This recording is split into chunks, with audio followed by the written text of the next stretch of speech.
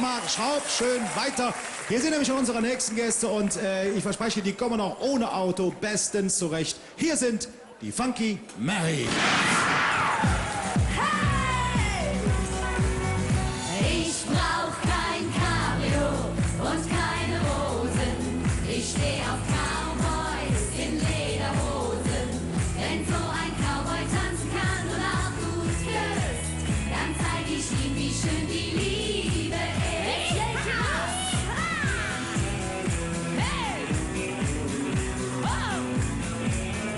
Hey! Der Peter schickt mir Rosen und ruft mich dauernd an.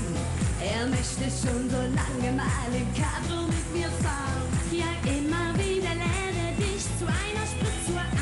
Doch weil er nicht der Typ ist, das sagst du lieber nein. Was sagen wir, Mädels? Ich brauch kein Cabrio und keine Rosen. Ich steh auf Cowboys in Lederhosen. Wenn so ein Cowboy tanzen kann und auch gut küsst, dann zeig ich ihm, wie schön die Liebe ist. Hey!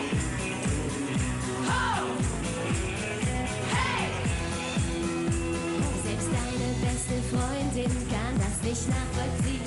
Sie würde mit dem Peter gern mal um die Häuser ziehen. Drum fragt sie immer wieder, hey, was stört dich an dem Typ? Doch du sagst nur, der Junge ist viel zu glatt rasiert. Ich brauch kein Cabrio und keine Rosen. Ich steh auf Cowboys in Lederhosen. Wenn so ein Cowboy tanzen kann und auch gut küsst, dann zeig ich ihm, wie schön die Liebe ist. Wir brauchen keinen schönen Mann, der glatt gestriegelt ist. Für uns ist ein 3-Tage-Bad bestimmt kein Hindernis.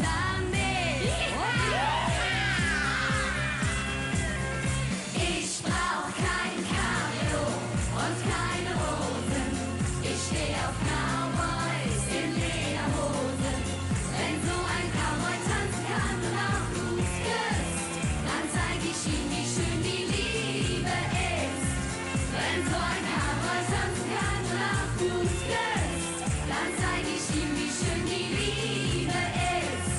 Dann zeig ich ihm, wie schön die Liebe ist.